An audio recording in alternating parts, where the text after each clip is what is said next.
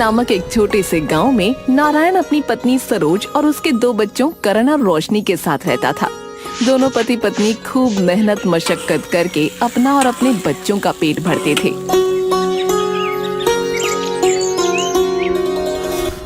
सरोज, हर बार ठंड में तापमान इतना नीचे तो नहीं जाता था, लेकिन इस साल तापमान बहुत ज्यादा गिर गया है। हाँ, आप सही कह रहे हैं। इस बार तो गांव के लोग बहुत ज्यादा परेशान हैं। दिन हो या रात हो, लोग ठंड से ठिठुर रहे हैं। इस साल तो बहुत ज्यादा ठंड पड़ रही है। काम करना बहुत मुश्किल हो गया है। घर से निकलते ही ठिठुरन शुरू हो जाती है। नारायण अपनी मालकिन मधु के घर खाना बनाने चला जाता है। सरोज अपने बच्चों को सरकारी स्कूल छोड़कर फूल बेचने चली जाती है। नारायण, तुम जल्दी से सारे काम निपटा लो। तुम्हें पता है ना आज हमारे घर पर पार्टी है। मालकिन, मैंने तो सारे पकवान बनाकर रख दिए हैं। अगर तुमने सारे पकवान बना लिए हैं तो आज तुम घर सजाने में भी मेरी मदद कर दो। ठीक है मालकिन, मैं आपकी मदद कर देता हूँ। ठीक है, लेकिन तुम्हें आज पार्टी में आना है। अपनी पत्नी और बच्चों को लेकर आ जाना। मालकिन, कितने बजे आना है? आप मुझे वक्त बता दीजिए। तुम शाम को 7 बजे पार्टी में आ जाना। और हाँ, मुझे तुम्हारी थोड़ी मदद की भी जरूरत होगी, ठीक है?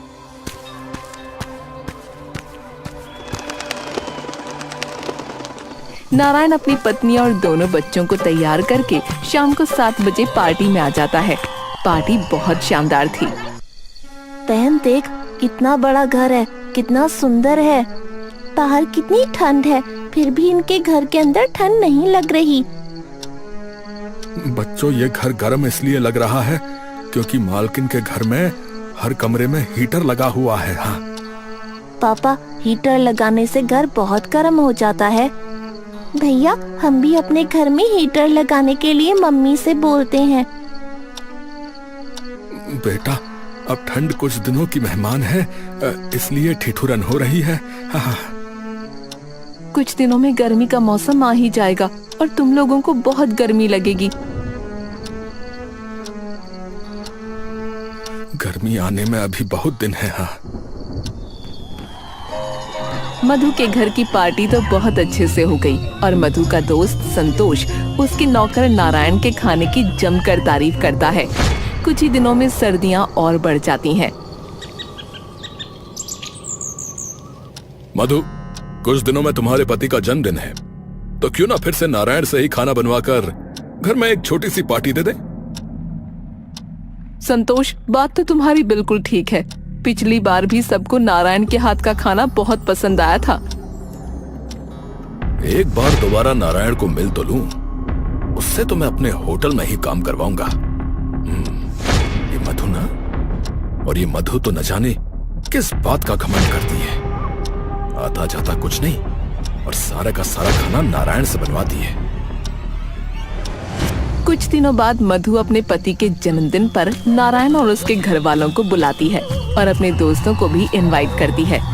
पार्टी के दौरान संतोष से एक महंगा गमला टूट जाता है। संतोष तो वहाँ से तुरंत हट जाता है, पर नारायण की बेटी रोशनी वहीं खड़ी रह जाती है। नारायण, देखो तुम्हारी बेटी ने क्या किया। मालकिन, मुझे अपनी बेटी से पूछ तो लेने दीजिए कि उसने ये गमला तोड़ा भी है या नहीं। हाँ, जैसे तुम्हारी बेटी सच्चाई की मूरत है, मैं झूठी हूँ। मालकिन, मैंने ऐसा तो नहीं कहा कि आप झूठी हैं, पर मैं बिना सच जाने भी अपनी बेटी को सजा नहीं दे सकता। तो अभी पूछकर फैसला कर देते हैं, क्या सच है और क्या झूठ। बेटा, मालकिन का ये गमला तुमसे टूटा है क्या? नहीं पापा, मैं तो बस ये देख रही थी कि आंटी के घर में ठंड के दिनों में गर्मी और गर्मियों के दिनों में ठंड कैसे होती है। बेटा, तुमने देखा कि गमला किससे टूटा? हाँ पापा, गमला तो संतोष अंकल से टूटा है। उनका हाथ गमले पर लगा और वो गिर गया। मधु, क्या तुम्हारे यहाँ मेहमानों की इसी तरह से इज्जत की जाती है? एक नौकर की लड़की होकर मुझ पर इल्जाम लगाएगी? संतोष, आई एम सॉरी, तुम गुस्सा मत हो, मैं देखती हूँ इसका क्या करना है। मधु, अगर तुम्हें मेरी इज्जत का जरा सा भी ख्याल है ना, तो ये नौकर अब इस घर में काम नहीं करना चाहिए। पर मैं इस तरह नारायण को कैसे निकाल सकती हूँ संतोष? ठीक है, तो फिर ये आखिरी दिन है जो मैं तुम्हारे घर आया हूं। इसके बाद मैं कभी तुम्हारे घर नहीं आऊंगा। मधु को संतोष की इज्जत रखने के लिए नारायण को घर से मजबूरन निकालना ही पड़ा। उधर संतोष का काम आसानी से हो गया था। सुनिए, आप भी बड़े लोगों से बहस क्यों करने गए? क्या हो जाता अगर आप बच्ची को थोड़ा सा डांट ही देते तो? सरोज, देखो ऐसा है, हम गरीब जरूर हैं, लेकिन गलत नहीं है। हाँ, लेकिन नौकरी तो हाथ से चली गई ना। फूल बेचकर मुझे कौन सा बहुत ज्यादा पैसे मिल जाते हैं। सरोज, ऊपर वाले पर भरोसा रखो।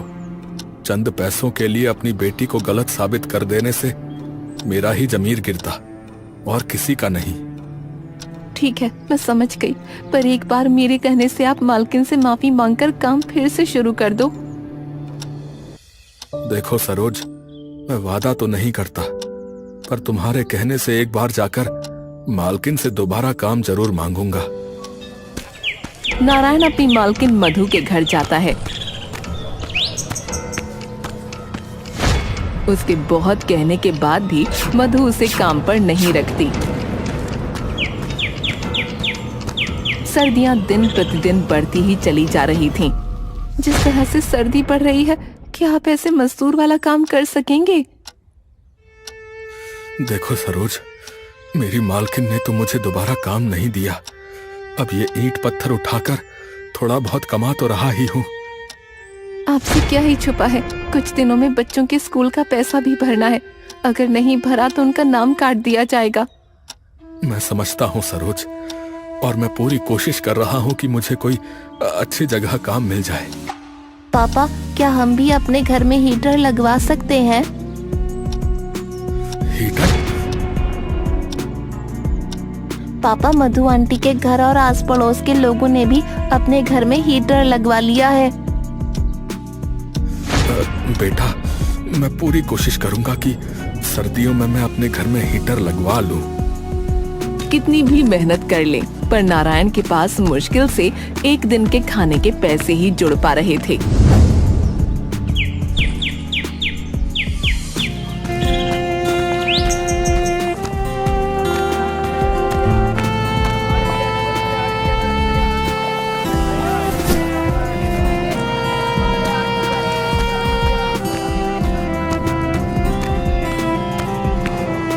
हे भगवान, अब तो खाना बनाने के लिए आटा भी नहीं है। अब मैं आटा कहाँ से लाऊं? मेरे पास तो अब और पैसे भी नहीं हैं। क्या हुआ? आप इस तरह से परेशान क्यों हैं? सरोज, मुझे जो तनख्वाह मिली थी वो सब घर खर्चे में खत्म हो गई। मेरा क्या है, मैं तो पानी पीकर भी सो जाऊंगा, पर बच्चों को और तुम्हें भूखे पेट नींद कैसे आएगी? कोई बात नहीं, खाना आज मैं अपने साथ लेकर आई हूँ। सेठ जी के यहाँ पर आज दावत थी, तो उन्होंने कुछ खाना बच्चों के लिए भिजवा दिया है। उस रात तो भगवान की कृपा से सभी को खाना मिल गया था। अगले दिन सुबह नारायण फिर काम की तलाश में निकलता है। तभी उसे रास्ते में संतोष मिलता है। अरे नारायण, कैसे हो? इस तरह परेशान क्यों घूम रहे हो? छोटा मुंह बड़ी बात साहब, आपका तो घर पैसों से भरा होगा, लेकिन फिर भी आपने हम जैसे नौकरों का जरा भी ख्याल नहीं रखा। ऐसी बात नहीं है नारायण, मैंने तुम्हें ढूंढने की बहुत कोशिश की। मानता हूं मेरा तरीका गलत था, पर मैंने जानकर ये सब नहीं किया। साहब, आप लोग बड़े लोग हैं, आपको दर बदर नहीं भटकना पड़ता, पर हम जैसे गरीब लोग कहां जाएंगे? देखो, माफी मांगने से तो कुछ नहीं मिल पाएगा तुम्हें, पर हाँ, मेरा होटल है।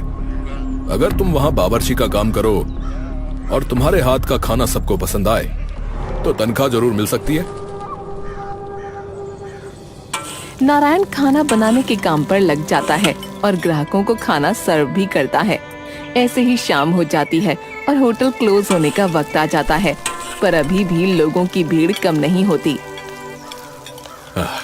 चलो, आज तो सारी डिशेस बिक गई और भीड़ भी कम नहीं हुई, इसलिए कल से तुम्हें और डिश बनानी होंगी। साहब, मैं बहुत ही स्वादिष्ट नाश्ता भी बनाना जानता हूँ। ठीक है, तो ये लो आज के काम के पैसे, 500 रुपए। धन्यवाद साहब, आपने आज मेरे घर वालों को और मुझे भूखा सोने की नौबत नहीं आने दी। नारायण होटल से निकलकर सबसे पहले राशन की दुकान पर जाता है। वहाँ से राशन का सामान खरीदकर घर आ जाता है। सरोज, भगवान ने हमारी सुन ली। ये लो, हफ्ते भर का राशन और सब्जियाँ। आपके पास इतने सारे पैसे कहाँ से आए? कोई अच्छा काम मिल गया क्या? सरोज, भगवान से प्रार्थना करो कि साहब का काम चल जाए, और अगर कल भी इस तरह से उनके होटल में भीड़ लगी रही तो वो मुझे कल मेरी महीने की तनख्वाह बता देंगे। आपको किसी होटल में काम मिला है? फिर तो साहब बहुत अमीर होंगे, है ना? हाँ सरोज, मेरी जो मालकिन थी उनके दोस्त नहीं थे संतोष जी? संतोष जी का ही होटल है, और उन्होंने मुझे आज की तनख्वाह 500 रुपए दी थी। ठीक है, मैं जल्दी से खाना बना देती हूँ। आप हाथ मुंह धोकर आ जाइए और बच्चों को भी साथ ले आइएगा। अगली सुबह नारायण बच्चों को स्कूल छोड़कर वापस काम पर चला जाता है। होटल पर पहुंचकर नारायण नाश्ता बनाता है जो ग्राहकों को बहुत पसंद आता है। नारायण के बने हुए नाश्ते को खाकर ग्राहक बहुत तारीफ करते हैं। अरे संतोष भाई, आपने कोई नया बावर्ची रखा है क्या? क्या हुआ, खाने में कोई प्रॉब्लम हुई है क्या? अरे नहीं नहीं संतोष भाई, हम तो अक्सर आपके होटल पे खाना खाने आते ही हैं, पर आज का खाना हमेशा के खाने से बहुत ज्यादा स्वादिष्ट है। जी शुक्रिया शुक्रिया, ये तो बस हमारे बावर्चियों का हुनर है। ग्राहकों को आज बनाया हुआ नाश्ता कल से भी ज्यादा अच्छा लगा। सारे ग्राहकों का कहना था कि इससे स्वादिष्ट पकवान उन्होंने आज से पहले इस होटल में कभी नहीं खाए। नारायण, तुम्हारे हाथ में तो जादू है। तुम्हारे हाथों के बने हुए पकवान खाकर ग्राहक एक एक्स्ट्रा प्लेट खा रहे हैं। तुमने तो कमाल ही कर दिया भाई। सब ऊपर वाले की देन है साहब, वो जो दे उतना बहुत है। नारायण, आखिर तुमने ऐसा क्या मिलाया है इन पकवानों में जो ग्राहक इतनी तारीफ कर रहे हैं? साहब जी, कुछ खास नहीं मिलाया है, बस थोड़े से नमक मिर्च मसाले जो है बराबर मात्रा में डाले हैं। बस इसी तरह रोज सब पकवान बहुत जल्द ही खत्म हो जाएं तो मजा आ जाए। ऐसा ही होगा साहब, आप निश्चिंत रहिए। ठीक है, कल से काम पर जल्दी आ जाया करना, क्योंकि कल से हमें और ज्यादा मेहनत करनी होगी। संतोष का अब काम बढ़िया चल गया था। उसने अपने होटल में हीटर भी लगवा लिया, जिससे उसका काम बहुत अच्छा हो गया। एक दिन संतोष और उसकी पत्नी आपस में बात कर रहे थे। अच्छा किया आपने अपनी उस घमंडी दोस्त मधु को सबक सिखा के, उसे खुद तो कुछ आता ही नहीं था। मैं भी किसी से कम नहीं हूँ, मजा चखा दिया मधु को। अब उसका नौकर भी हमारे हाथ में और चांदी चांदी अपनी, ऐश से जीने के दिन है हमारे। नारायण के कारण अब मेरा होटल कभी खाली नहीं होता। ध्यान रखना कभी मधु को इस सच का पता न चले। तुम उसकी चिंता ना करो, मैं संभाल लूंगा। मधु संतोष के घर के बाहर ही खड़ी थी, जिसकी वजह से उसे संतोष का सच पता चल गया। मधु संतोष से मिले बिना वहाँ से चली गई। अरे फु, फु, फु। अरे अरे, ये किसने बनाया खाना है? इसमें मांस और छिपकली निकली है भाई। सर गलती हो गई, हमारे खाने में कभी आज तक ऐसी शिकायत नहीं आई। अरे तो क्या मैं झूठ बोल रहा हूँ? बेवकूफ नजर आता हूँ मैं? इस मरी हुई छिपकली और इस सड़े हुए खाने का पैसा दूंगा मैं तुम्हें, हैं? नहीं नहीं सर, आप बिल्कुल पैसा मत दीजिए, हम आपको नई डिश बना के देते हैं। अरे मुझे किसी प्रकार की डिश नहीं चाहिए, मैं एक वकील हूँ और तुम्हारा ये होटल बंद करवा के रहूंगा। देखिए ऐसा मत करिए, ये होटल ही मेरा सब कुछ है। मैं तो रोड पे आ जाऊंगा, मैं आपके हाथ जोड़ता हूँ, आप केस मत करिए। आप चाहे पैसा मत दीजिए, आप पूरे महीने फ्री में खाना खा के चाहिएगा, पर प्लीज आप केस मत करिए सर। अरे इतने बड़े वकील को रिश्वत देते हो?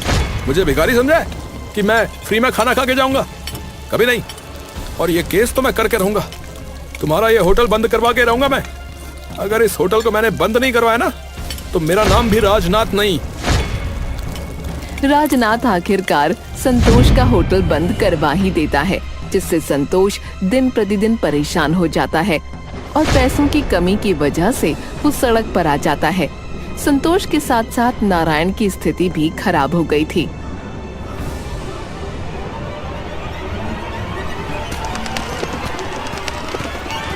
नारायण, सुना है तुम जहाँ काम करते थे उनका होटल बंद हो गया है।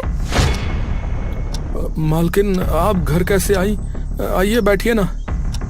नारायण, मुझसे जो भी गलती हुई उसके लिए मुझे माफ कर देना, पर क्या तुम मेरे घर पर काम कर सकते हो? जी मालकिन, ये तो मेरी किस्मत है कि आपके यहाँ मुझे दोबारा काम मिल गया। ठीक है, मैं तुम्हें 10,000 रुपए दूंगी और अपनी पत्नी को भी साथ लाना। मैं उसे भी 10,000 रुपए दूंगी काम करने के। आपका बहुत बहुत धन्यवाद मालकिन। अगले दिन नारायण और उसकी पत्नी दोनों मधु के घर काम करने लगते हैं। वक्त बीतता है, संतोष अपने हालात से परेशान होकर आखिरकार मधु के घर पहुंचता है। मधु, मैं कई दिनों से बहुत परेशान था, पर तुमसे कहने की हिम्मत नहीं थी। क्या हो गया संतोष? तुम तो बहुत ज्यादा परेशान लग रहे हो। मैं पहले तुमसे माफी मांगना चाहता हूँ। मैं समझी नहीं, किस बात की माफी संतोष? नारायण की बेटी ने वो गमला नहीं तोड़ा था और मैं जानकर नारायण को तुम्हारे घर से निकलवाना चाहता था।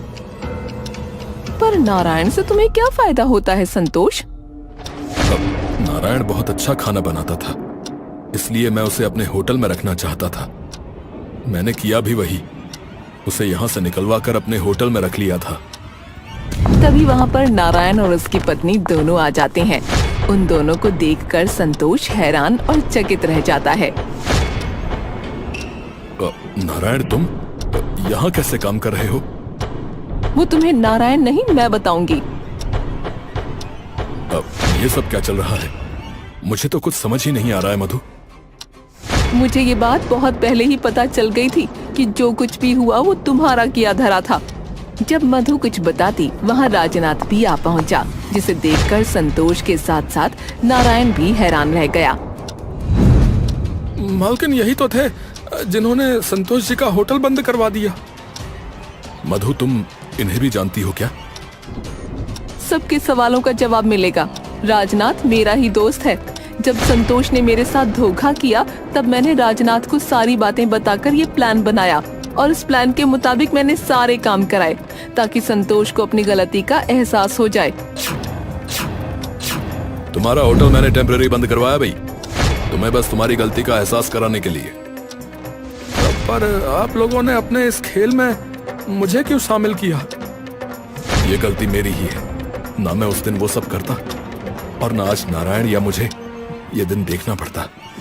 तुम माफी के लायक तो हो नहीं संतोष, पर मैं फिर भी तुम्हें माफ कर रही हूँ।